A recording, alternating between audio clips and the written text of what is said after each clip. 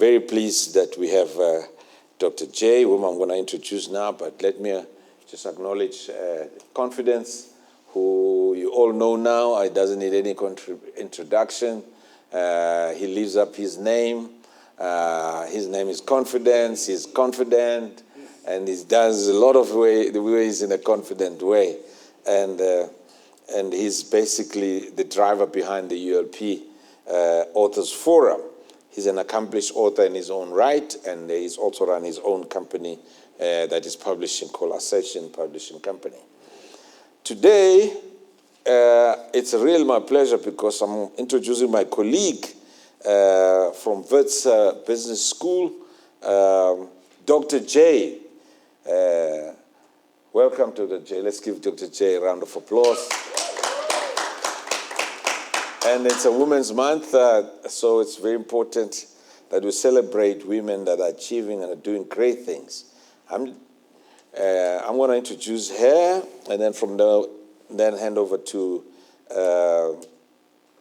Confidence. Dr. J. Jabulile is the founder and the managing director of Dr. J Business Support Company and the program director of the Masters in Management, Business and Executive Coaching at Wits Business School.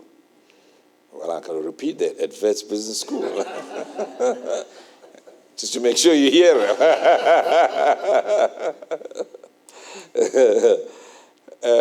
We're very proud of her at Wits Business School, and if you look at the book, I also have written a foreword of this book as a sign of our support as Wits Business School, and we're very proud of you, Jabulile. It's a real pleasure to have you at our institution.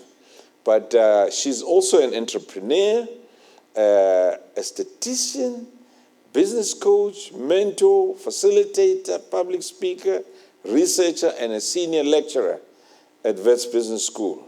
She has been in the business space for almost 20 years. And she's also been in mentoring and coaching. She's a qualified coach for almost 5 years. She's practicing business and executive coach, registered with Comensa, which is Coaches and Mentors of South Africa, serving as a board member of Graduate School Alliance for Education and Coaching. So if you need a coach, you need a mentor, you're at the right place. Now, that's why I wanted you to come, so that you can meet Jabulile, and after the meeting today, just make sure you join us inside so that we can talk more. But on that note, ladies and gentlemen, over to you, Confidence. Thank you. Thank you, Dr. One of my favorite verses to quote, I think you've heard it a few times now. It says, where there is no vision, the people perish. But equally so, where there is no visionary, there will be no vision. Can we honor the visionary of the house, please? Thank you, Prof. Thank you, Prof. Thank you, Prof. Dr. J, you've been formally welcomed, but allow me to also extend a warm welcome to ULP, particularly ULP Authors Forum. Thank you. I'm going to get straight into the book. When I was reading it, I thought I'm reading an entrepreneurship book. But then I realized I'm reading a love story. Can you tell us about the concept? Because it's quite interesting, and the way that you unfold the concept, it made me want to read the book. It made me engage with the book on a deeper level. So can you tell us about the concept of the book, Dear Mr. Entrepreneurship? Okay. Thanks, Confidence, and thank you for having me. So when I started writing the book, so the first thing you always think about is the title. And what you try to do, because they say first impressions are very important, what you try to do is that the title must be something that makes somebody want to know what's inside. So I intentionally make the title to be a little bit confusing, because you see there's a dear, Mr., and then the Mr. is struck out, and then there's a picture of a woman outside, but then there's a picture of this complex being that you can't tell who this person really is.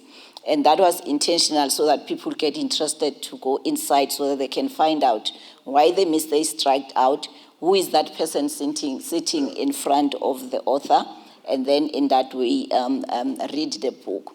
But the concept really came from the perspective that entrepreneurship is a complex concept. And a lot of people don't want to read the books that talks about it because it's complex. You need to really have some brain muscle to read these books because they use all these terminologies, especially the academic books. So what I wanted when I came with the concept was that I wanted it to be very simple, to be something that even a teenager can read and enjoy, something that you don't need a business degree to understand the book. And I also wanted entrepreneurs that are practicing, not people in the academic space, but entrepreneurs who are doing it every day to read it. And then that's how I then decided to make it a love story so that it reads more like a storyline where you get interested to know what happened next, what happened next, what happened next. But in that process of that love story, you are learning the entrepreneurship concepts and journey and all the complexities that comes with it. Awesome. And tell us about that love story. I mean, we've got a number of characters. Every story has a couple of characters. So we've got you as the aspiring entrepreneur, and then you're in a committed relationship with Mr. Employer. But there is this Mr. Entrepreneurship who's wooing you on the side. Can you tell us about the dynamics of that, that triangle, that love triangle, if you may? Yeah, so when I started as an entrepreneur, so when I finished my master's, I went to work as a statistician, so I was employed. Mr. Employer was paying me a salary every month. The life was good. I had a master's, and Mr. Employer was really taking care of me. But then Mr. Entrepreneurship on the other side started to be this popular being that everybody was talking about. And he seemed more promising something more exciting than what Mr. Employer was giving me, because I was with Mr. Employer for a long time. So it was starting to be boring, routine, the same thing. Like they normally say in a marriage, you sometimes get to that point. So it started feeling like that. And when I was looking around, Mr. Entrepreneurship looked exciting. He gave a promise of independence, lots of money, own boss, all those things, new cars, big cars and all that. And I looked at that and I was like, this is the boyfriend I'm going with. This is the guy I'm going to marry. But then at the same time, because Mr. Employer has been good to me for like 6 years or so, I was with him. Then now I was caught in the middle. Yeah. Do I stay with Mr. Employer or do I go with Mr. Entrepreneurship? Yeah. And then in that process, when I was struggling to decide who I go with, and then I decided to date both of them at the same time. So I was with Mr. Employer on the other side, and then I was with Mr. Entrepreneurship on the other side. But because Mr. Entrepreneurship was new love, the love was still pink. It got more attention than Mr. Employer got. Yeah. And then now I started cheating Mr. Employer so that I can save his Mr. Entrepreneurship. And then it got so complex that my life got complicated that I decided, no, Mr. Employer, that's enough, it looks greener on the other side. Yeah. And then I left Mr. Employer, then I went into entrepreneurship full time. And that's how then it got to a love story, because my journey as an entrepreneur felt like I was in a relationship and I was making decisions that are similar to decisions that sometimes you'll have to make when you decide a boyfriend, a husband, and those kind of things. There's a popular phrase we used to use growing up, mooi van ver, which basically means, it looks beautiful from afar. And as you're describing Mr. Entrepreneurship, it seems like it was a mooi van ver. What were some of the blemishes that you discovered as you got closer to Mr. Entrepreneurship? Yeah. It looked greener on the other side. It was really, really green. It was summer, it was raining, the grass was really green, and I went with him. But when I got there, I realized that then I needed to start watering the grass because it was not as green as when I was on the other side. And one of the things that I realized is the time it took, or the requirements from me to make this relationship with Mr. Entrepreneurship work. It was more taxing than Mr. Employer was. And the promises, I've got, I call the chapters in my book letters. So I've got one of the letters where I say the value proposition that Mr. Entrepreneurship promised me. But when I got there, I find out that I only knew about the benefits. I didn't know about the process to get to the benefits. And I didn't know about the requirements or what is going to take me to be able to get to the benefits. The sleepless nights, the understanding the environment, things changing. Having employees, sometimes you can't pay, it's month end, you are running around, government doesn't pay their invoices and all those kinds of things. Those were the things that when I was looking from far, I was not paying attention to, or I didn't want to pay attention to, because I was focusing on the exciting part. But when I got there, then I realized it requires far more than what I thought I'll be expected to do. Wow, amazing. So, Nelo Moy fan fair. It was more fun. When we talk about entrepreneurship, some people immediately switch off because they think entrepreneurship is not for me. I'm committed to Mr. Employer. Is entrepreneurship for everyone? Can anybody and everybody become an entrepreneur? Yeah, there's a big debate about whether entrepreneurs are born or they are made. Some people claim they were born entrepreneurs. Some people claim they were born not meant for this thing, and they stay away. But with my research that I've done so far, my experience and my exposure and conversations I've had with people, I came to the conclusion that nobody is born an entrepreneur. We are all born blank, but we've got capacity and capability to be anything. Like you are born as a child not talking, but you've got the development process, depending how it goes and the direction it takes, it will determine how fast you develop or whether you'll end up talking and all those kind of things, assuming, of course, a normal environment. And the same with entrepreneurs. We are born blank, but some of us get exposed to it very early on that we forget when it really started, and then we think we were born with it. But when you follow through, you will find that people that get exposed to it at a very young age, they can easily think they were born with it. But if you look at the qualities of an entrepreneur, you will see that there's no way you are born with it. Risk-taking. Perseverance, how can you be born with that? If you look at all those qualities, innovative, creativity, being able to handle multiple complex things at the same time, how can you be born with that? So I believe anyone can be an entrepreneur, and I believe you become an entrepreneur by exposure, by training, by watching, by listening, by education, training, workshops, and all sorts of things, and together they make you an entrepreneur. Wow, powerful. You've touched on it, but I want you to go deeper into it.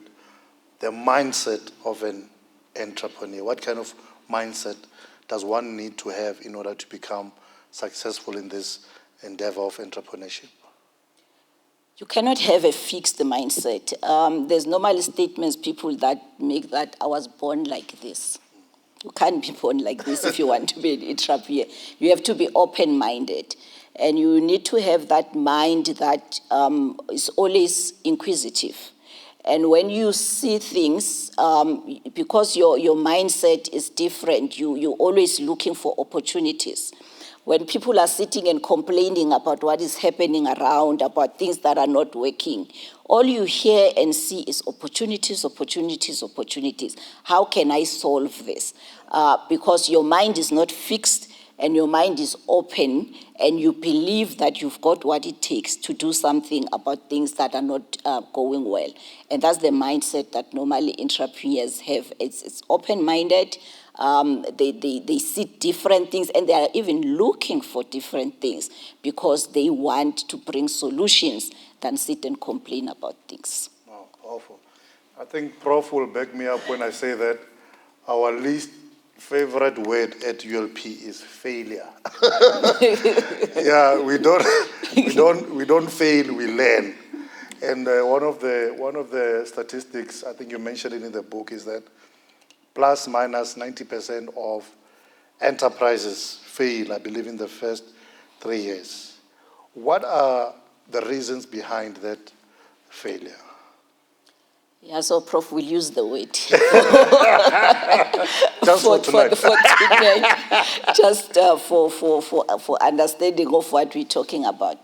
Yeah, it's a big number. I was part of that number, and I questioned a lot about myself as to why did I fail.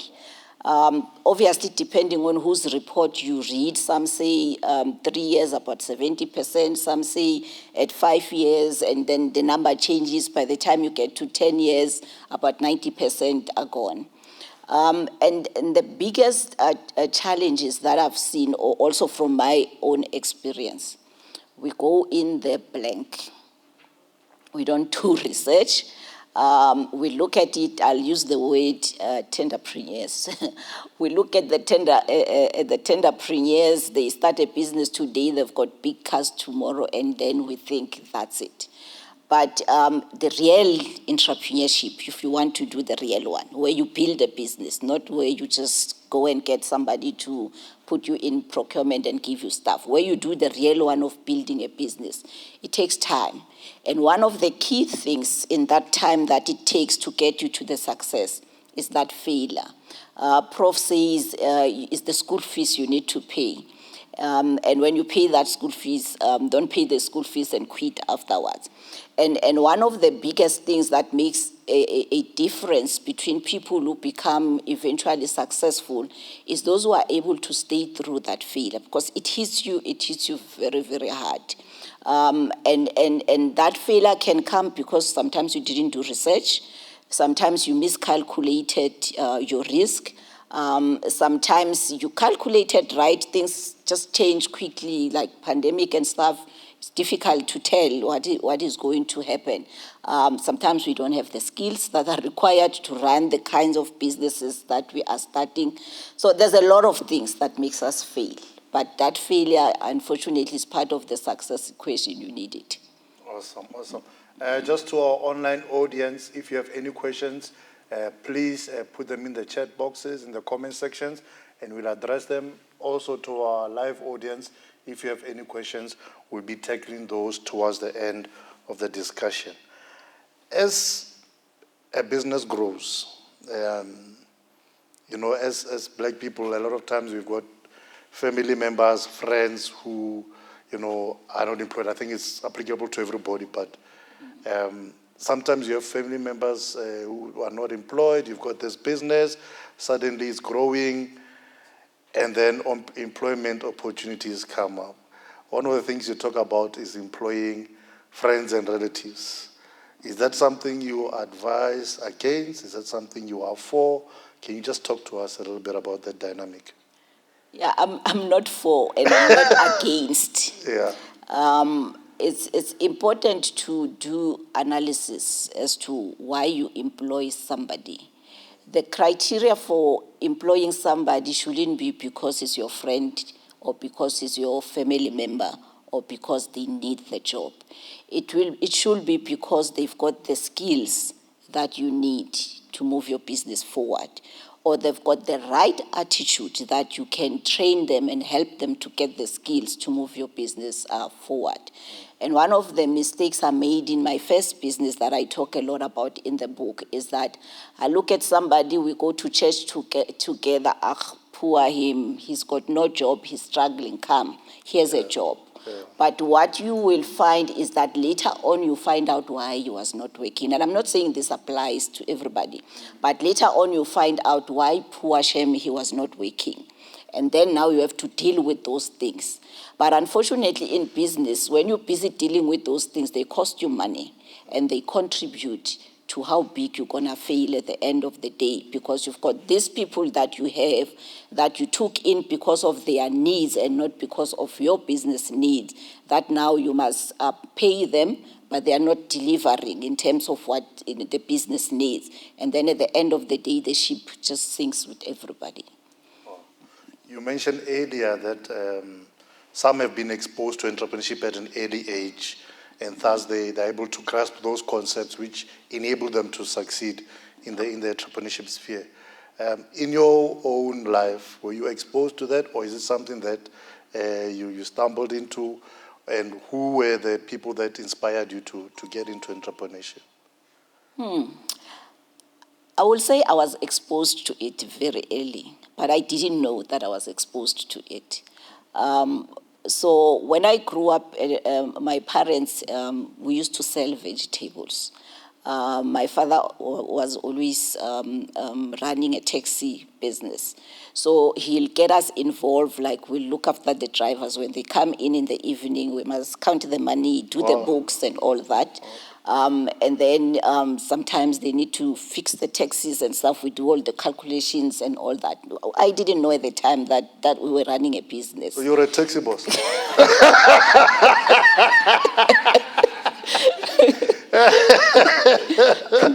And also like selling, so that we were always selling something at home, vegetables and stuff. When you come back from school, take off your uniform, you take your basket, you go knock different doors. You normally already know by that time your customers.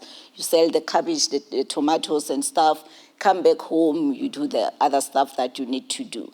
So I was exposed then, but I didn't know that was entrepreneurship. I didn't know that was business. I hated it because when other kids were playing, we were busy selling.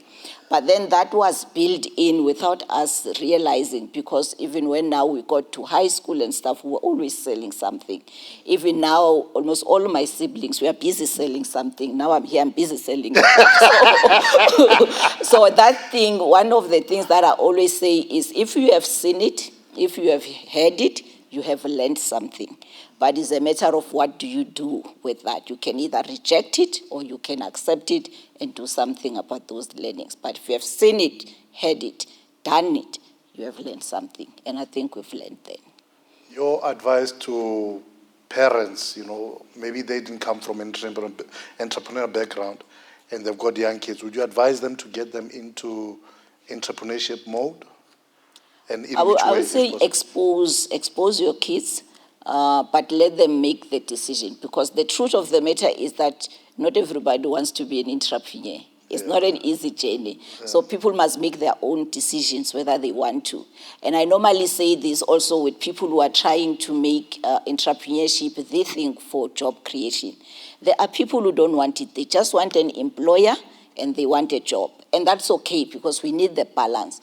But for those people who are open-minded, let's expose them, let's create environments where they can learn so that at a later stage, then at least they've seen it, they've heard it, then they make better decision whether they want to take that route and expose themselves or take it as a career.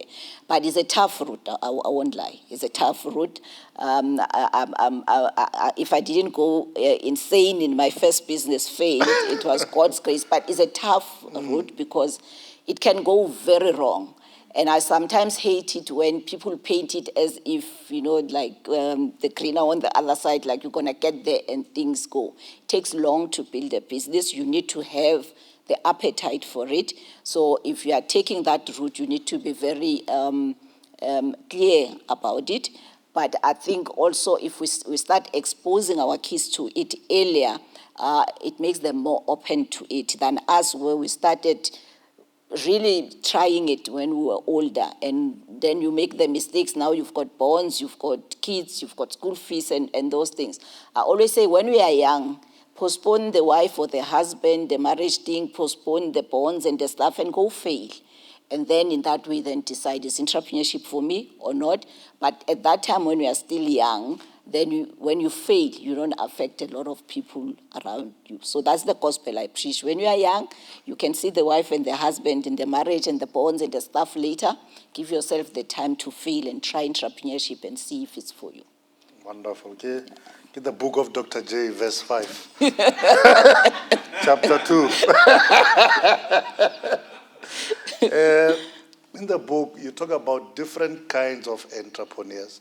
One which, speak about them, but one which I found quite interesting as well is the corporate entrepreneur, who's not so much somebody who goes out there and start a business, but they're more, the term I think is intrapreneurship. Can you talk a little bit about that and then touch on the other forms of entrepreneurship? So, yeah, we used to the entrepreneur with the E, the one who goes out and start their own business. But what researchers have seen is that it's not only those who go out and start that are really having the qualities and practicing this thing. There are people who are within corporates, and there are corporates that create the environment for these people within the corporates now to be entrepreneurial and in their own maybe business units, run their business unit in an entrepreneurial way. And we call those ones the entrepreneurs with the I, the corporate entrepreneurs. And that's also another option to look at, to say, do I want to go and start my own thing where I take all the risks by myself? Each of them has got their own advantages and disadvantages. If you go the entrepreneur route where you go and start your own thing, the risk is all yours. The financial requirements, it's all yours. Everything is you. But if you are within a corporate environment, there you get the advantage of your employer taking some of the risk, financial resources and other resources than you get from the employer, and then it gives you the space to be entrepreneurial and come up with the innovative products and stuff within a corporate environment. So it's something that is not popular yet, because we always talk about the guy who go and start an SMME and those kind of things, but you've got those options, and it's a matter of checking when you are within a corporate where there is that kind of environment where you can still be entrepreneurial. Awesome. Is there a difference between being self-employed and being an entrepreneur? Yeah, that's a tricky one, because those who are self-employed, they will kill you if you say they are not entrepreneurs. But normally the difference is that you will find gets made in research is that most of the self-employed guys, so normally they don't have ambition to grow beyond themselves. They employ themselves and it ends there. But then the entrepreneur who's got ambition to grow will grow beyond being just the only employee and employ other people. But if you have to look at the definitions of what entrepreneurship is, it's just a degree of being entrepreneurial. You'll find that the one who stays alone takes less risk, maybe less innovative and those kind of things. But the one who wants to grow will tend to take more risk because it's trying to leverage on more opportunities and stuff, and then they grow and then they create the jobs. We need both of them. I believe both of them are entrepreneurs, but it's just the level that you decide you want to be entrepreneurial at and the growth level that you want to look at.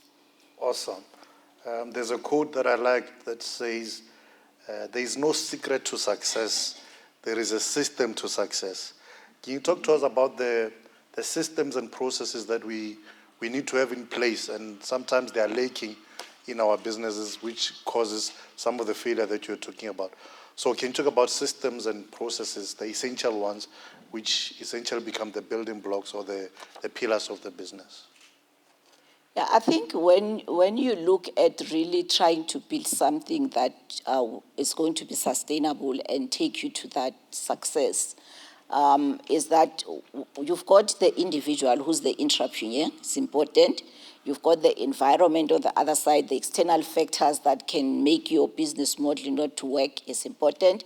But then you've got the enterprise, which is where then now the processes and systems that you need to be in place then now comes to play. Because most of entrepreneurs, because they are always having a lot of ideas, they don't want to sit down and put something structured and have a process, have a system that this is how things work. They normally think those things are things for the corporate guys, the big guys. Us, we are on the run every day. But what you find is that if you're ambitious, you want to grow, those things, if there are no systems in place, let's say you are a manufacturing company, to say when an order comes, this is where it starts, this is where it goes, this is how we control quality, this is where it ends. When you don't have clear processes like that or systems that you put in place for things like that, everything happens randomly. And that's where a lot of mistakes happen. And that's where also you'll tend not to have things written down.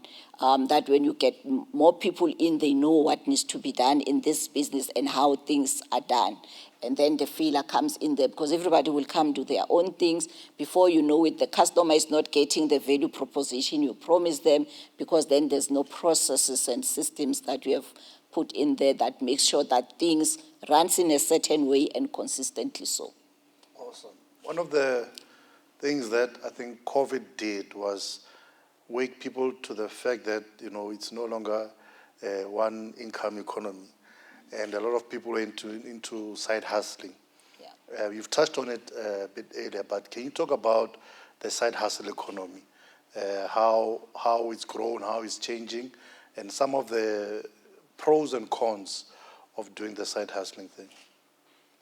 Yeah, side hustling has become a big thing, and I think it's slowly becoming an acceptable thing, because I think it was one of those things where people will feel when you are side hustling, then you are not serious about your business. Why don't you go full time? But side hustling, the other elements, it comes with risk taking. How much appetite you have for risk, and also sometimes resources you have to be able, because when you go full time, you still need to eat, you still need to be able to maintain your lifestyle, and everything else still needs to continue. But when we are side hustling, sometimes the advantage is that it allows you that you can get a salary like I do. I call it side hustling, but it's a little bit different because in an academic environment, you are more flexible than in corporate. First gives me a salary every month that will pay my debit orders, because I don't want to be without that salary. But on the other side, the business gives me extra in terms of other things that I want to do. The thing is that the time, we all have 24 hours, whether you've got one job or you've got a side hustle. So you need to be very good in how you manage your time, because you need to balance between your employer's requirements and you as an employer, the requirements for your own business. But the advantage is that the resources, then you tend to be able to balance it.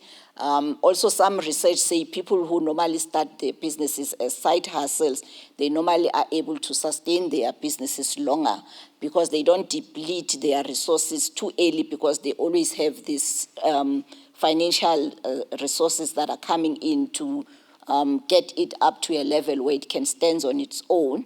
While when you go full time, sometimes too early, you deplete whatever that you have too early, or sometimes you even go there with nothing, and trying to get the funding and resources elsewhere sometimes can be a bit tricky.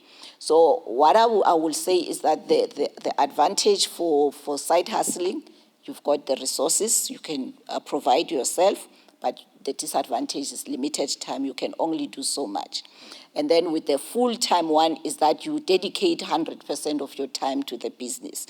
So the other upside of that is that you can accelerate or scale quicker because you are 100% there. But then the disadvantage might be that if you don't have the financial resources, then it might still slow you down.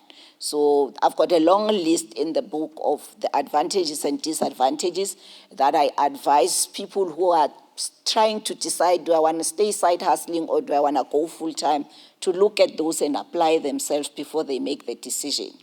The emphasis that I like making is that there's no one better than the other.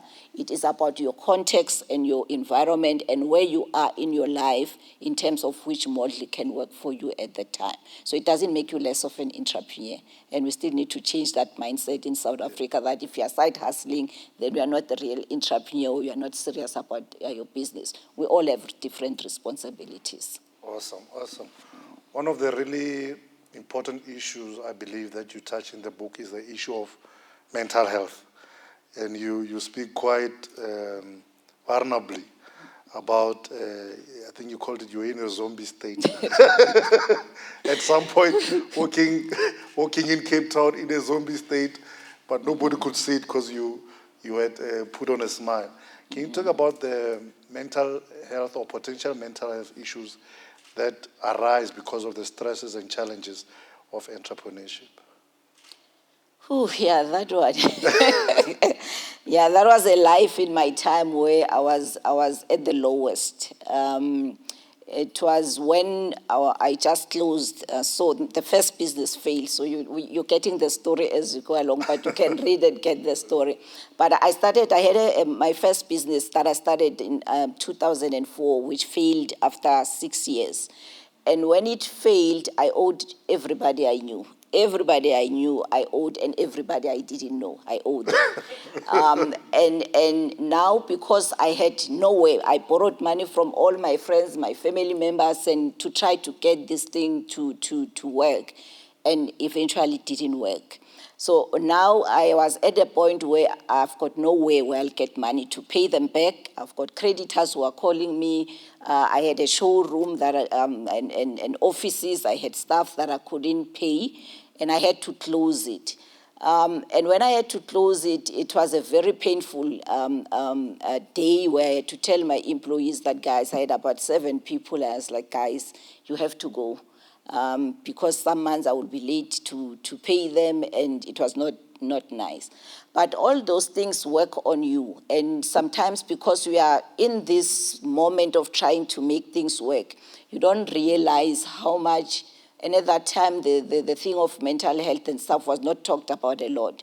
So you don't even realize that you are depressed. You don't even realize that you've got mental health issues because you are busy pushing this thing and trying to make it work. And what I will caution entrepreneurs is, or anybody else for that matter, listen to your body. It tells you. But you ignore it because you are focusing on this thing that you are trying to make work. So I ran at a loss for too long. And in that process, then my health deteriorated because I was forever stressed, trying to figure out things, started having migraines.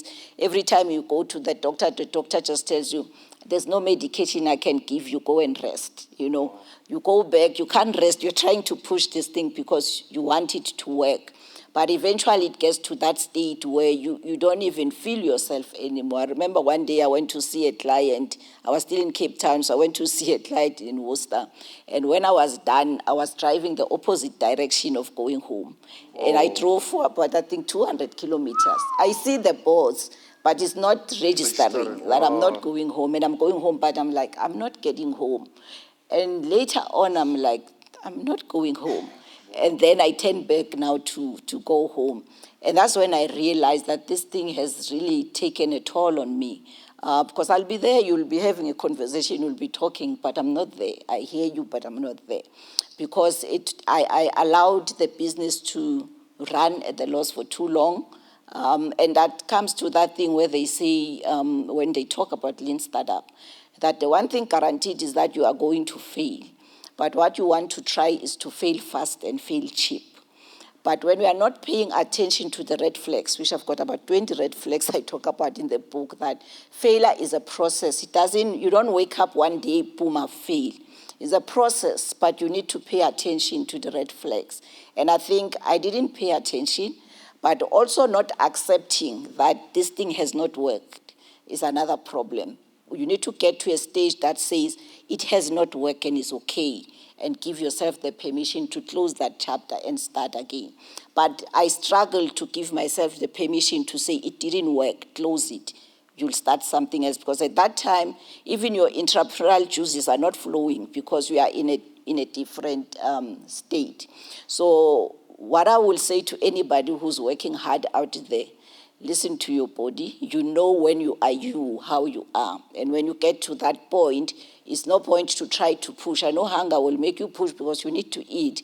But it's no point to keep on pushing, because when you just flip, go to the other side, you're not going to make that money anyway. Now you're going to have to be admitted and all. I was like, I didn't end up being admitted and stuff. I took the break and recovered. But you'll end up not making the money. So mental health is real, and you really need to pay attention to your body. So it's one of those emotional things that when I talk about, it's like I can still picture what happened then. But yeah, it's serious. One of the things, I guess, that makes it so hard is I'm imagining that you might have personalized the failure. So if the business fails equals I am a failure. Yeah. Can you talk a little bit about that? I was not that wise at the time. Now failure does not make me think I'm a failure. But I was young and I was not wise at the time. So anything that I tried that didn't go well, I directly, put it back to me to see what's wrong with me. So at the time I had a master's and then a business failed, and I was like, I have a master's. How can this thing fail? How can I not be able to get a small business work with my master's, So it was an issue of, I started questioning my intelligence. I started questioning my qualifications. My confidence went to the lowest level. My self-worth, I questioned everything because I felt that I was not good enough. But with time, then I got to realize that it had nothing to do with me. My MSc had nothing to do with entrepreneurship anyway. It was stats. So it was not going to help me run a business. But it took me long to get to that point where I realized that failure is success. Failure is part of the process. Failure is not supposed to be a negative thing that will make you start looking yourself down and doubting yourself. I know it's easier said than done, because when it happens, it really hits you. But if you start having that mind shift, where you start saying to yourself, when you are still well and not failing, to say, you expect it's going to be part of my process. For me to get to the success, I'll have to pass a few failures. But it does not reflect on my inabilities or my intelligence and those kind of things. So don't take failure personally. If you want to be successful, embrace failure. I know it's not going to embrace you warmly. It's a difficult thing to embrace, but it's one of those things that as you start giving yourself the permission to fail, you handle it a little bit differently. Awesome. One of the chapters I read, which I found very interesting as well, was where you speak about ownership of the business. And you made a statement there which I felt was quite deep. You said, especially with us black people, is that because in yesteryears we were denied ownership at all different levels. And now we are so hungry for ownership that sometimes we want to own 100% of 10 rand instead of 1% of a billion. Yeah. So can you tell us about the challenges you had with ownership and partnership? Yeah, I had an opportunity to have partners. So because of our country with all these policies they had, so one of the white company needed to improve their scorecard. So they wanted a small business that they can take in for ED, so they can get points. And then I was one of that company. I was the company that they identified. Obviously, through social capital, they knew somebody I know, and then I got connected to them. And the process started very well. So they were supposed to take 49% of the business. I was going to own 51%. They were going to put in capital to try revive the business and because I had customers, I had clients, I had orders, but because cash flow has dried because of the margins and profitability and a lot of things, I needed a capital injection. So they were willing to do that. They were going to come in, support me, put in money and all that. But in that process, so at the start, we didn't write everything down. We didn't sign things. And we changed bank accounts and put all the directors, we changed shareholding, we changed directors, all that was changed. But what was not changed was the liabilities. So all the creditors I had and stuff, we never really got to that point to change so that we all also responsible for that. So I signed, when I started, because I was alone, I signed surety and stuff, all those things. So it was still all in my name. So in the process of that partnership, because that thing started rolling, I was not in a hurry to sign because I wanted the money to come, and I was in a rush to get the business up and running again. They came in, they started putting in money, and then in the process, then they had this friend who was in the same industry as mine, who they wanted to bring in. And bringing that person in meant that that person was also going to take shareholding. But they didn't want to give this person from their 49%, so they wanted me to give the person from my 51, which means I was not going to be the majority shareholder anymore. And no, I was not going to let that happen. But so I refused, and then we started fighting. And this guy that they were bringing in, because he was white, he had access to, because I was supplying learning material to schools, he had access to the white schools that I didn't have access to. So combining my business and his was going to give us a big customer base, which in the stationery world that gives you an advantage with the manufacturers and wholesalers. But I was so committed to be the majority shareholder that I didn't see all those benefits that were going to, that I was going to also benefit with a smaller percentage. I was so committed to my 51. And then we started fighting, and nobody was level-headed. It was an emotional thing, and then everybody went their separate ways. But because we went our separate ways fighting, I was left with all the liabilities that we never changed, the signing and stuff. But the bank accounts and stuff were all changed, so I couldn't use that bank account anymore. I couldn't take the money out or do anything with that. So I was stuck, and now it was like, what do I do? Because I wanted to move on, so I had to go and register a new business, similar name, because the brand was already known in Cape Town, so I didn't want to change it. So I went, registered with a new name similar to that one, opened a new bank account, but then the creditors wanted their money, and now I don't have money because now we cannot proceed with that. So there was a court case and stuff. We can't proceed with that bank account before things are resolved. They were a big company. They had the money to have the lawyers and all that. I didn't. I was already struggling. So we ended up leaving the thing hanging and agreed to just, everybody moved on. I dropped the court case because I didn't have the funds. So my fixation of my 51% took away for me an opportunity to have less shareholding, but have a business that's working, which I was, let's say, going to have 30%, but maybe of a business that is worth 5 million, than have my 51% of a business that was negative. That's how I lost. I think it's a song. It said, if I knew then what I know now. If you knew then, I paid the school fees. You paid the school fees. Yeah, what would you do differently? I think now I'm not fixated in the ownership in terms of what is written down. You need to get into partnerships with a long-term view. Yes, obviously, I made a lot of mistakes in terms of not getting things signed and properly checked at the beginning because I was in a hurry to get this thing going. But if I were to do this again, first I will have things written down. I will get somebody who understands contracts and stuff to look at what we are signing down.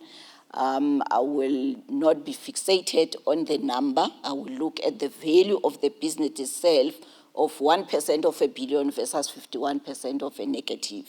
And I think I'm wiser now. I work with a lot of people now, and in a far different way, because I'm looking more long-term, and I'm looking at the value than the percentage. And as I say, I don't know whether it's because of that we grew up owning nothing. Now we just want to own at all costs.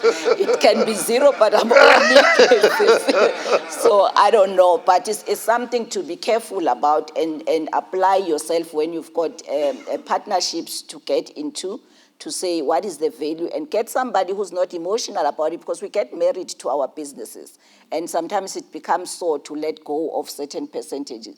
Get somebody who understands those things to look at this thing and advise you from a more neutral position than from somebody who's emotional invested. So I got advice for people who were also emotional investors. And it's like, nah, no, let that go. We don't care. We'll find somebody else, and we never found somebody else. So it's those kind of things. Wow.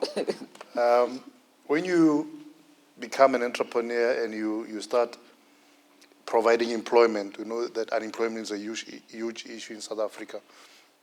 There are pros and cons. You spoke about having to let people go, but on the upside, you know, you can become, you know, quote unquote a hero, because now you're employing people. Can you talk to us about the pros and cons, you know, the responsibilities when you start scaling and start growing, and then you onboard people, just the pros and cons of that process?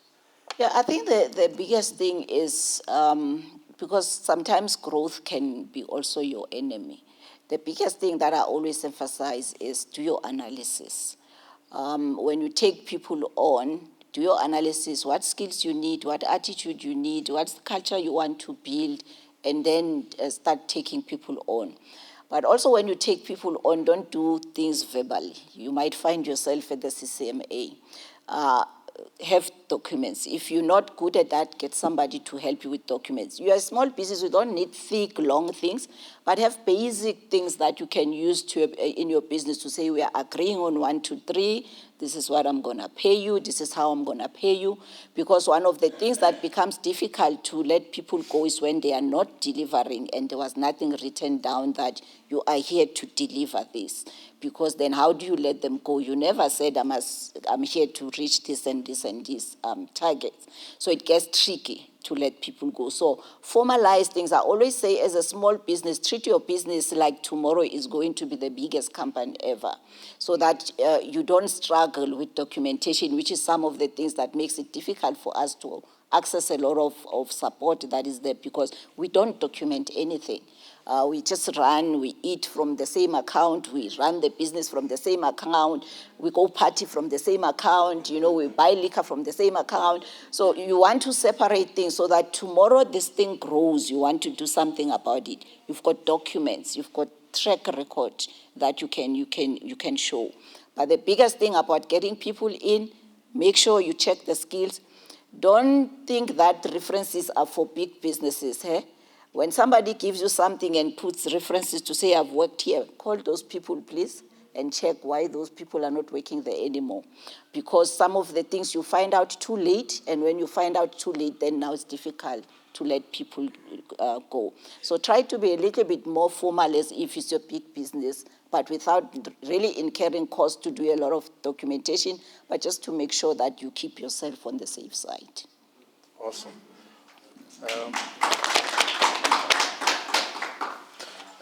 One of the things you mentioned in the book, and we're chatting offline with Prof as well, is, you know, the issue of corruption in our country. You know, is quite big. You know, nepotism, all the different isms, and in the book you talk about the gray area between social capital and corruption.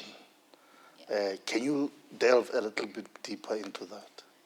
Yeah, you have to ask me that one. That one, when you talk on something that is recorded, you need to be very careful how you say it, because it's a very, very tricky one. There's so much gray that you won't believe it. At some stage, I made some effort to try to read up about definitions of ethics, corruption, and all those kind of things. And what you find is that these things are context dependent. What you find that in South Africa we can say is unethical or we say is corrupt, you go somewhere else, it's acceptable. So it becomes then very important that if your business is operating in a certain context or in a certain environment, understand the perceptions and the reality. Because you cannot ignore what people perceive as corruption, even if it's not corruption, because it can taint your business. So what I normally say to entrepreneurs is that familiarize yourself with what people perceive and what is real, and then make sure that you trade carefully around those things because it can get you into trouble. You don't want to end up at the commission of inquiry as a small business. So social capital is one of the key things that will give you resources in a small business because we don't have the cash to pay for everything. So you use your networks to get privileges and access to certain things. But you always have to understand what is perceived and what is real in the private and the public sector because it's not the same. I used to do a lot of business in government, the public sector. The story was different there. Now I do a lot of business in the private sector. And most of my businesses, especially big projects, I get through my networks. People will say, I know Jabu can do this. They refer me. I go talk to that person. I get the business and I do it. And nobody cries corruption. But if I can go do that in the public sector, what do you think is going to happen there? Yeah, they're giving business to your friends because they are mandated and they are controlled by a different set of rules than what the private sectors can do because it's public money. So you need to understand those things. So you cannot just sit and say, but I'm not corrupt and ignore them. If you want to grow, if you want to sustain your business, you need to understand those things and trade very carefully. But I always emphasize social capital is that one item in your balance sheet that you don't see it. The ink is white written there, but it will take your business very far. I am where I am. A lot of things I get because of social capital. I build relationships with people. I keep them. I maintain them. And I make sure that I nurture them. And that makes a big difference because then you don't run your business with just calling. You get a lot of referrals and a word of mouth, but also give a good service when you are referred, and then you get referred and all that. But you have to be very careful, especially with what has been happening in the country. You have to be very careful how you use that, especially if you operate in the public sector. Awesome, thank you. I believe we've got a roving mic. We'll start taking questions from our audience, and also online. I'll be looking for those questions from our online audience. You spoke about social capital, and it's the invisible line item on the balance sheet. As an entrepreneur, I'm listening to you and I'm thinking, this social capital, how do I grow my social capital? Where do I go? What should I get into? What should I listen? Who should I listen to? Who should I speak to? How do you grow that social capital? So it's the same like what you do in your personal life. You meet people, you have a conversation with them, you like what they do, they like what you do, you start talking, you call each other, and then it grows like that. In business, you need to be a little bit more intentional about it. And if I can maybe give examples of how I built my social capital when I started, because I had none. I will go to networking sessions. When I'm there, I make sure I'm visible. I make sure I talk to people. I make sure people know what I stand for. I help people if they need help on something because tomorrow they might help me as well. So if you are an entrepreneur, I normally say if you're an entrepreneur, you call yourself an introvert, you've got a problem. Because then that introvert tag says to you, sit at your corner and talk to nobody. But business, if you want social capital, you have to talk to everybody. And not that you're going to get something out of everybody, but it becomes a habit that you do. Some of the benefits of that, you see them 10 years later, 20 years later. There are people who are connected with on LinkedIn, which is also now we've got social media platforms. You go there and intentionally connect to people and have conversations with people. Meaningful conversations, not those of hi, the hi and then disappear. You've got meaningful conversations with people, and then they start seeing what you do. They start seeing what you post, and also be intentional about what you post, what you want people to see, because that's how you build it. Then people start talking to you. So go to events, go to social media, look for people that represent kind of like people you either want to work with or potential customers. When you meet people, tell them what you do, let them know what you do. And when you are there, also, if you join other things, you join different social groups, be consistent. Don't show up 1 month and disappear for a year and show up again. You build it continuous. It has to be consistent, and it has to be a continuous process. And one of the things that I started also as an entrepreneur, I also used to call myself an introvert, but now I've pegged that on the side. I've got these networking sessions that I normally do. I call them Entrepreneurs Breakfast. I've started this 5 years ago, and we've been continuing. We took a break during COVID, but we've brought it back now, where we come back and allow people to get to know each other and learn. We've got even a Facebook close group and a WhatsApp group for that. We refer each other, we know each other's businesses, we share information on those platforms, and that's how you build it. And you contribute, so you don't go there to just, don't be a parasite. You don't just go there to take. You contribute as well, because when you add value to other people, they will want to add value to you as well. Wonderful, wonderful. All right, we'll start with our online questions. Just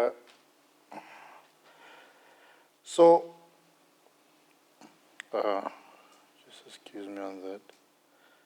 So greetings to everyone. I have 3 following questions for the guest author. Number 1, what is the value of understanding leadership and sales skills in one's entrepreneurial journey? So we'll take them one by one. You can tackle that one. So one of the things that I've seen is that sometimes entrepreneurs don't see themselves as leaders. And that's the biggest mistake that you can ever make. Because one, you need to be able to lead yourself. And when your business grows, then you need to be able to lead those people that you employ in your business, have a vision, show them where you are going and how you are going to get there. So it's very important that as an entrepreneur, you develop your leadership skills, because you can be a one-man business today, but tomorrow you might not be, and you need to have those skills to be able to manage people. And which one of the things I think that let me down in my first business is that I didn't pay attention to that fact that I'm a leader. I need to balance, and I normally talk about the hands, the head, and the heart. I was too much on the heart. So people didn't deliver, and I made my decisions from the heart, and that took me down. And as a leader, you need to balance the deliverables, be compassionate, still have a heart, know that people are human beings, should be able to think as well and use your brain. And if you get that balance right, then you will go somewhere as a leader, as an entrepreneur. So it's important to develop those skills. Awesome, awesome. By the way, the question is from Mr. Litle Nkai. The second one, how is the lack of understanding pastel and SWOT analysis negatively impact the local emerging entrepreneurs? So those are all the external factors, the politics, the economy, everything that happens outside your enterprise. If you don't understand what is happening in your environment, you will make wrong decisions. Let's say, for an example, we are about, all of us, to move from having maybe face-to-face events. We're going to move to online events. And you'll be busy starting this business about physical events, while the trend outside are saying everybody is moving to that direction. So it's very important that you do that analysis, because it will make you see also your strengths. It will make you see what are the threats in terms of what is coming, what might be the future things that are trending. So it's very important that you do that analysis and understand your external environment, because it affects your business model big time. Awesome. And then thirdly, should entrepreneurs focus more on working in or working on their businesses? Get the balance. The stages, there's growth stages in a business. There's where when you are starting where you are just you, so you have to be in there working. But as the business grows, you can be able to get other people to do some of the things so that you can focus on the strategy and other things and building the business. So pay attention to the stage of the business as to which one you need a 50 or 70 or 10% of until you get to that stage where you can have people then to help you with some of the things. So I won't say focus more on this one. You do the analysis and see what balance works for the business at the stage that the business is at. Awesome. And then we've got a question from Fefa Moleleki. What are the learnings from one of your biggest failures in your entrepreneurial journey, and what can you say to aspiring entrepreneurs regarding your learnings? The biggest learning was that failure is part of the process. There's no way, you can't skip it. If you want to skip it, then you're skipping the success, because it's like the path to get you there. So you have to be comfortable with failure if you are an aspiring entrepreneur.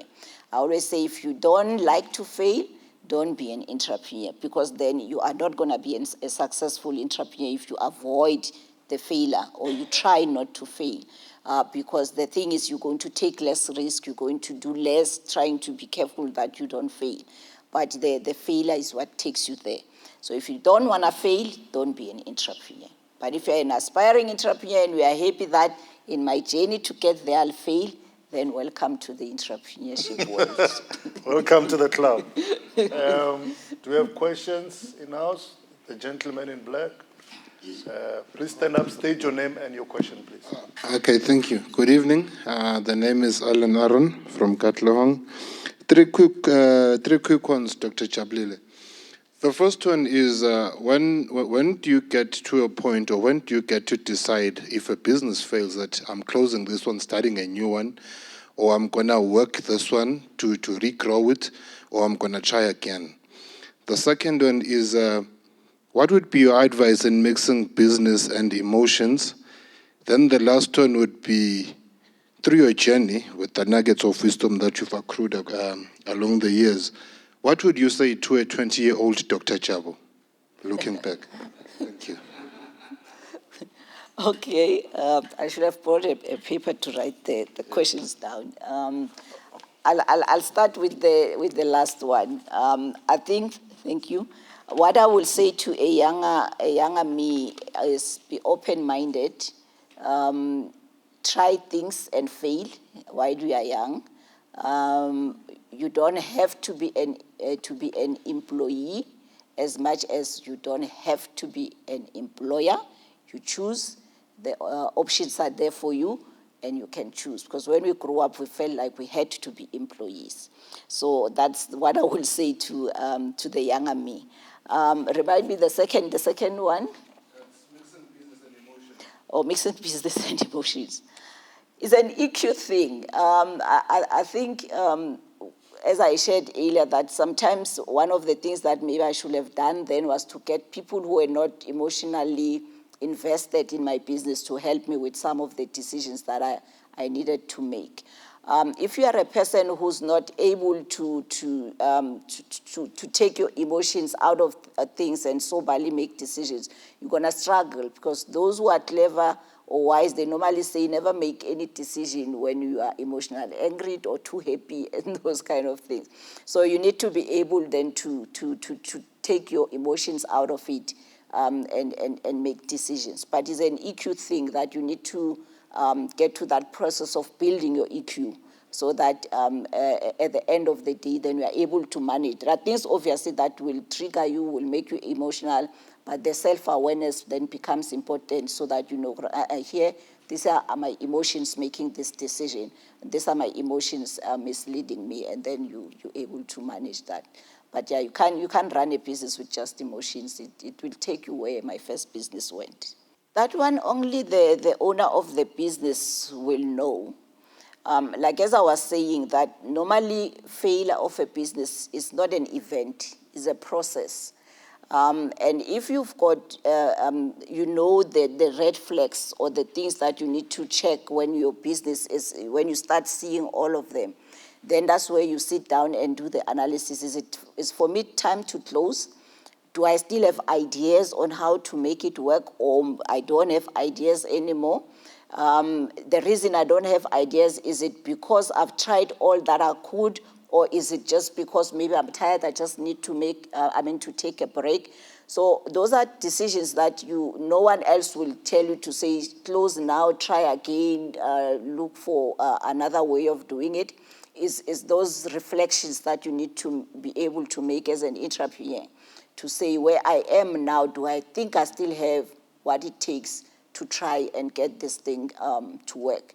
And deep in your heart, you know when you can't get it to work anymore. But because we get married to our businesses, we refuse to listen to that voice that says you've run out of ideas of how to make it work. But at the same time, I'm not saying it's a straightforward thing. Decision, you might be wrong, but also be comfortable being wrong. You might lose it and only to find that there was still a chance. It's part of the game. Some of the decisions you make will be wrong. You learn. Thank you. To the gentleman in brown.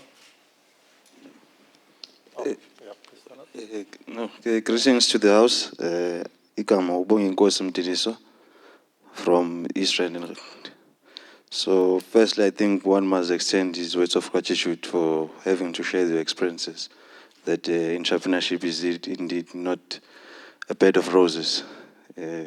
So my first question would be, which was something that was thought-provoking. Will you advise that a startup to have a capital injection? For instance, you said, as you begin with the business, we must see it at the end. So will you advise one to look for an investor at a startup stage?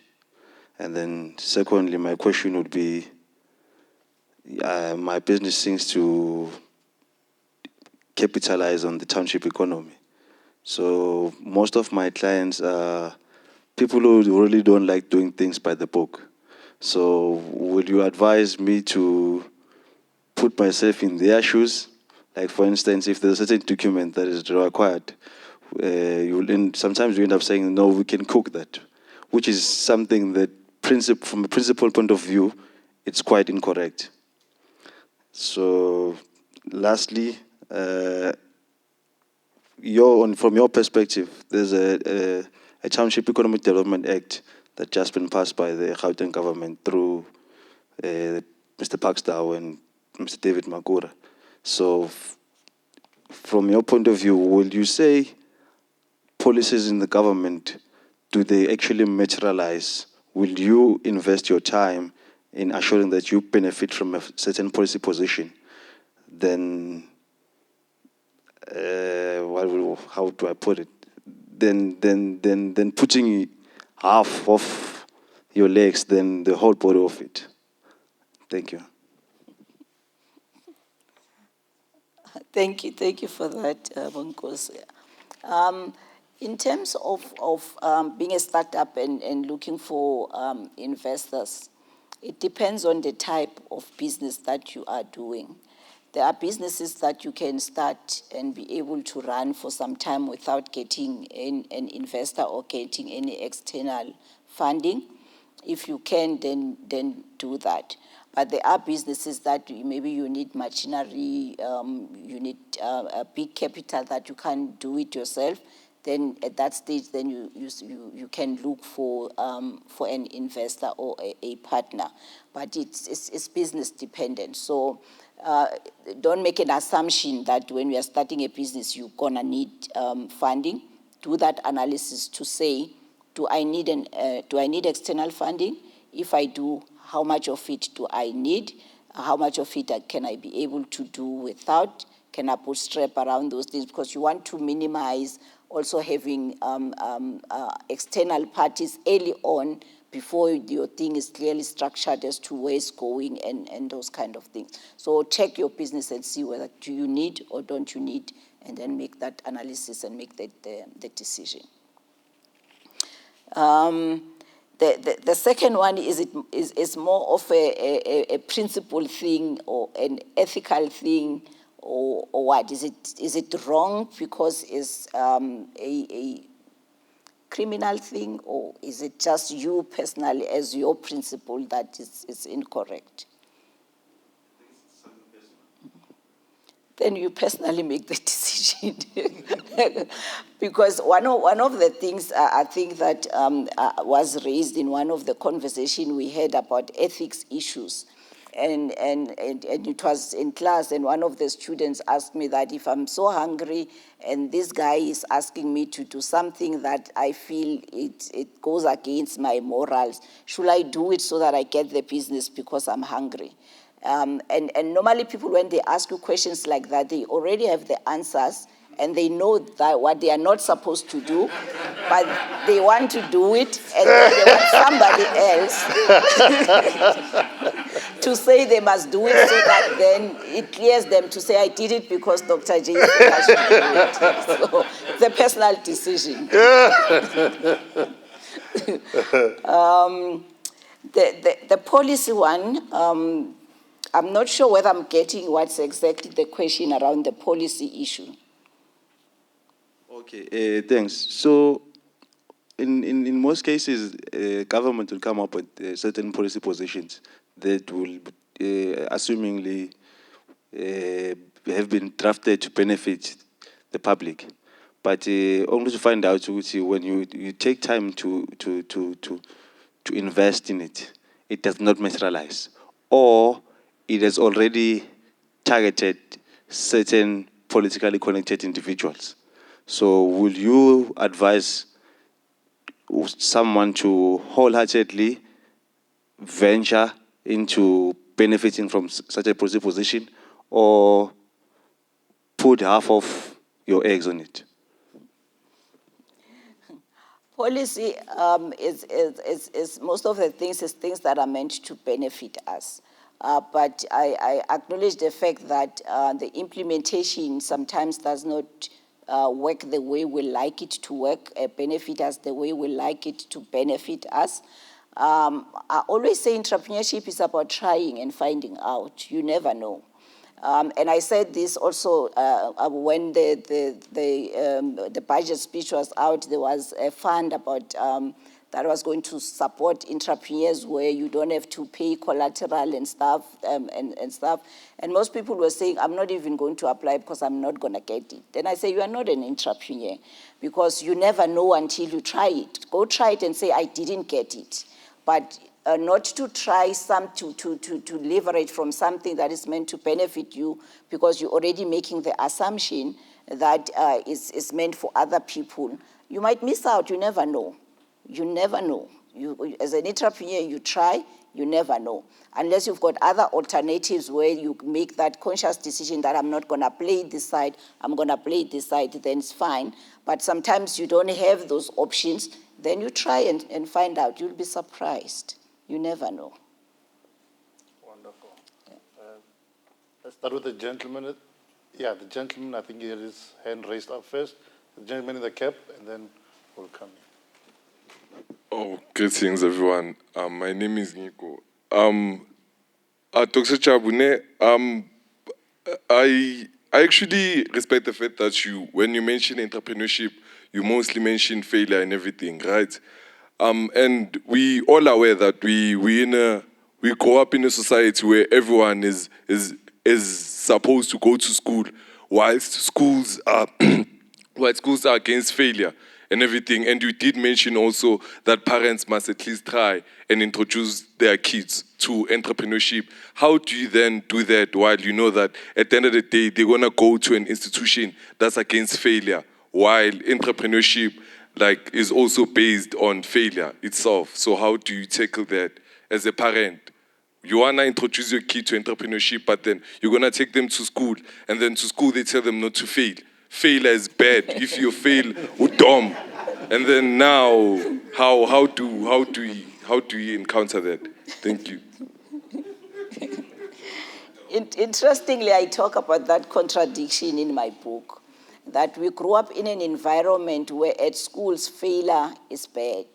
If you fail, it means you haven't learned. But in entrepreneurship, failure means you have learned something.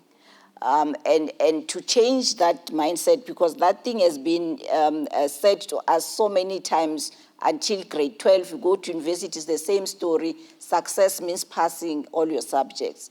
But now that we are aware, I do that in my classes. I tell my student, I say, in my class, I want you to pass the modules. That is your success. You pass my modules, you pass. But in real life, in your entrepreneurship journey, you have to accept that it's not a classroom, it's real life, and you're going to fail to get to success. And when you are a parent, you've got kids, you start having those conversations and introducing that concept that failure in real life is about trying things and learning. It's not about you being bad. And when you build that with your kids very early on, they're not going to struggle like us to deal with failure, because you will have started the conversation with them early on to say, try whatever you want. Like my kids ask, so, Mommy, what do you want us to do, and all those, because normally as parents, we've got our own degrees that we want our kids to do. But I normally say, try whatever you want to try. You are young. As long as you don't make babies and expect me to pay for anything, I'll support you. You can try whatever that you want, fail, and then until you find the thing that you like. And those are the concepts we need to introduce to our kids. I know black text and a lot of things put that under pressure that we want to get it right first time, but those are the realities we deal with.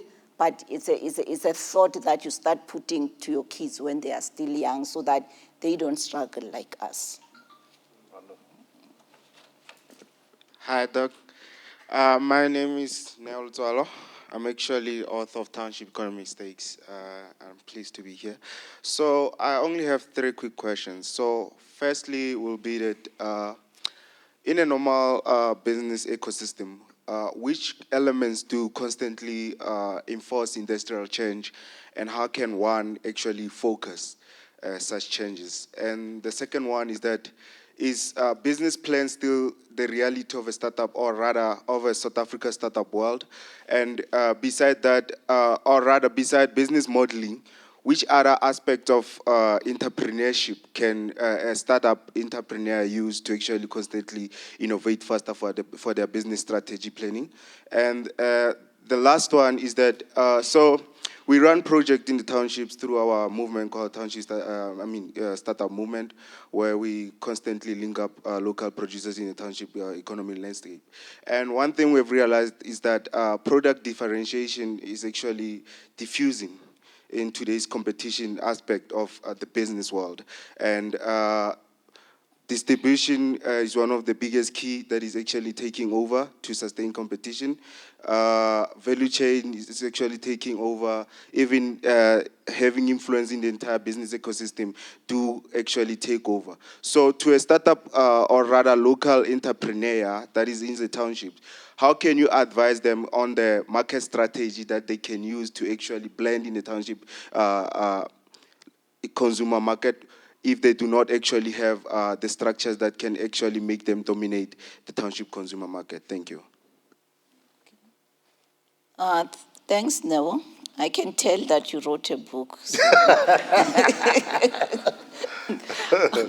The first question on the ecosystem, what I didn't get what you were saying, what you need to emphasize, or do you want to repeat that? Okay, I was saying that which elements do constantly enforce industrial changes in the normal business ecosystem, and how can one actually focus on that? Okay. So in terms of the ecosystem, I'm going to try answer, but I'm not sure I'll get exactly where you want to get to, and I've got a feeling you've got an answer to the question. Is that within an ecosystem, one of the things that you will the principle of an ecosystem is that is an integrated kind of a system. If one node doesn't work, it knocks the other nodes, or it makes the other nodes not to work to their optimum level. So I wouldn't say focus on one or emphasize one, because they all integrated and interrelated. So you look at an ecosystem, you've got policies. If the policies don't work, you've got support, then it will affect how you get supported and all that. So it's a matter of being able, which is one of the things that entrepreneurs need to do, is to be able to look at the full ecosystem. And that is what we are hoping our government can create, that conducive environment where people don't work in silos, but we get all the nodes within the ecosystem to be integrated and work with each other, because that's where you're going to get the best environment for SMMEs or for entrepreneurship, is when everything is integrated and work optimum and not focusing on one node than the other. And then the business plan and business model issue. In other countries, when you are a startup, you go look for funding or you go market your business. People already use the business model because you are able to tell your story using one chart. But in South Africa, if you are going to look for external support, you need the business plan. But what I always say to entrepreneurs is that if you want to get started quickly and you are not looking for external support, get moving with the business model, because you can do that very quick. You sit, one chart, you put it in front of you. You can fill up all your business departments and know what's happening on each of them with just one chart. But the business model, it takes time, it's more text. You need to explain a lot of things. You can do that while you are running your business, because things changes after you also have started. So for me, entrepreneurs, I will say, go with the business model, a canvas. If you know it, you can. If you don't, you can Google it. Business model canvas is your starting point. The business plan can follow if you need to go to external parties. The issue of product differentiation in the township. I always say a business is supposed to start from a point of a problem you are solving. And I always say, if you are solving a problem that is a problem that is severe, that people can't live without, that people are willing to pay somebody to solve for them, you will be able to differentiate yourself, because you will be doing something at the best level that other people are not doing.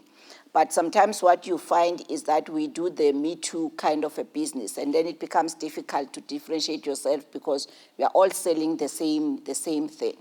But it takes a little bit more work and a bit more analysis to get to a point where you can say, what is really the problem I want to solve in my community that a lot of people are struggling with, that I've got capacity to solve, and I think I can solve it the best way for them to be able to want to pay me for that.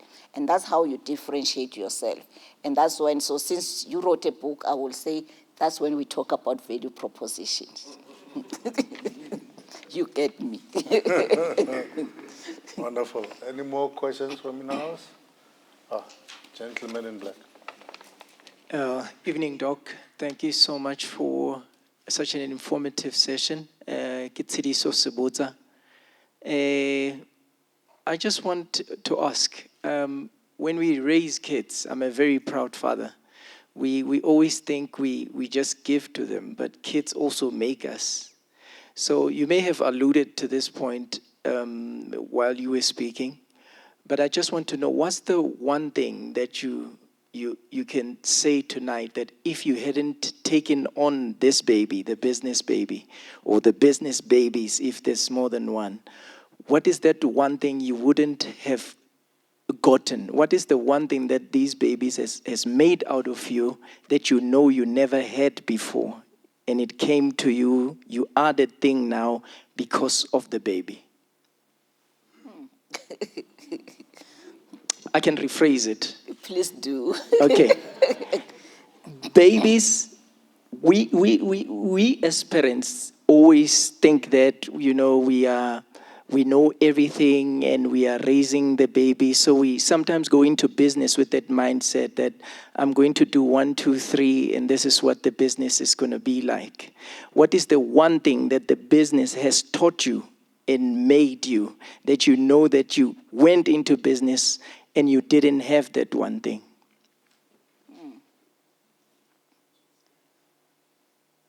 I will go back to the issue of failure, because, like I mentioned a bit, that I had qualifications, and I thought I know how to do this thing. I thought I'll get this thing working, but I find out the hard way that I didn't know, and what that taught me in my journey is that you never know what you don't know until you get to that point where you know. So you have to be then open-minded every day to say, as much as I think I know that there's something I don't know, and be open to learn every day. So what really business brought for me is that, to say, there's a lot of things I don't know, even if I think I know. And also that failure is not a negative thing. And I think if I stayed in the corporate and in class where the concept of failure is not as in entrepreneurship, I wouldn't have gotten to that point of understanding that it is not a negative thing, it's part of the process. Wonderful. Can we give a round of applause as we close? For those in the house and online, we are talking about entrepreneurship and leadership. And within this organization, we've got an organization called Marketplace Ministry Institute. And if you are interested, we've got a 9-month course. We'll be opening quite soon. You can visit www.mmi-sa.com. We've got a comprehensive course that will take you through all the different ropes in terms of entrepreneurship and leadership. Dr. J, it's Women's Month. And in the book, you have a section dedicated to women. What's your message to women specifically, and your closing message to all entrepreneurs and aspiring entrepreneurs? Women is my passion. It's a very passionate issue that I talk about. So I dedicated a whole chapter to women because the message that I wanted to bring forth to women, which was as a result of me as a coach, that I've observed in my coaching sessions, that the level of confidence of women is very low when you compare to the level of confidence of men. A man can know 2 things, but the level of confidence will be at 10. And a woman knows 10 things, but the level of confidence will be at 2. So, and I've observed that over and over again during my sessions. And when you probe, you realize that there are a lot of socialization and expectations in the community that has affected how women feel about themselves and what women expect from themselves. And then I wrote that chapter to say to women, you are great. You were born great. No one else is going to make you great. But what's going to make you great is to start believing that you are great. Because the minute you believe that you are great, you're going to take big opportunities. You're going to apply for promotions at work. You're going to go for big things because you believe, I am great, I am meant to be great, and I am here to live my greatness. But if you don't believe that, there will be a promotion at work, you are not going to apply for it. And confidence will invite you to come and talk. You will say no, maybe next time, because you don't have that confidence to do things. So that was the reason for that chapter, to try to say to women, get out of the comfort zone, deal with the limiting beliefs that makes your success so low, and start opening it up, thinking big, seeing yourself as this big thing that the world can do without. Because that's the impression you get from men. The confidence men walk with is so amazing. And I wish we can have that as women. But we need to start preaching it to say, believe you are great, you are meant to be great, and you are the only one who can start showing that greatness. And then to all the entrepreneurs and the aspiring entrepreneurs, embrace failure is part of the process. If you are aspiring, you are thinking of something to start, you are not going to be made an entrepreneur by thinking it, you need to do it. Don't be scared to fail. Even if you think it's not fully fledged in terms of what you want to do, it's going to get fully fledged in the process. Just start and get moving. You will be surprised how much you will do with a half-done thing. It develops and evolves as you go. If you wait for the day where it's going to be perfect for you to start as an entrepreneur, that day will happen when we are in a grave, because it is not going to be perfect. So get started and get moving. And I would like to also invite those who are aspiring and those who want to build their social capital, as I mentioned earlier, that I run entrepreneurs breakfast. We're having one this coming Saturday, where you can also meet other entrepreneurs and hear their stories, how they started, as scared as they were, how they started and how they were able to get to where they are. Because sometimes you just need to get out and see other people and hear where they started and realize that you don't need to be more perfect than you are to get started. You can start wherever you are. Just start, and tomorrow you will be telling a different story. You also mentioned that you do mentoring coaching for those who would like to acquire your services. Where can I go? So yes, I am a mentor, I'm a coach, and a very good one.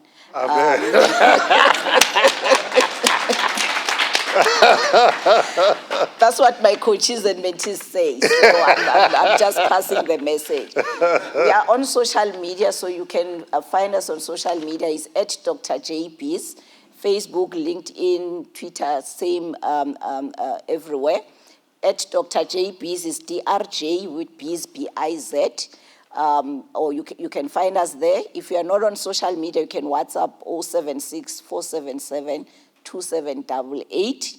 That's my cell number. I give it away freely. But if you send a hi, I'm not going to respond. You need to get to the story when you send a WhatsApp as to what you are looking for.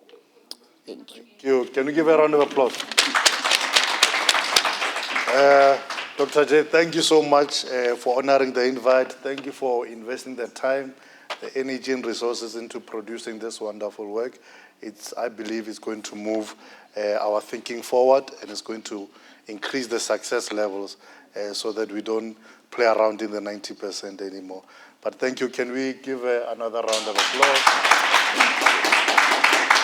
So, in the spirit of Women's Month, we at ULP, we believe in women empowerment, and we've got our own, she's an entrepreneur in her own right, Ausnono Shabangu, who will be doing the closing for us. Can we give a round of applause?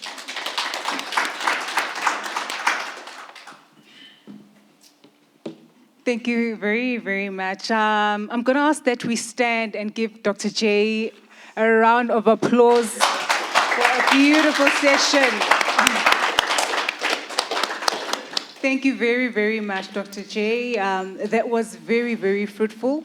Thank you. And, I love that it's an entrepreneurship book turned love story. I think you should come back in February. Same book. But this time we're talking about all these misters that are in the book, So thank you very, very much. And thank you to Abuti Confidence, for always just leading us in ULP Authors Forum. We really appreciate you.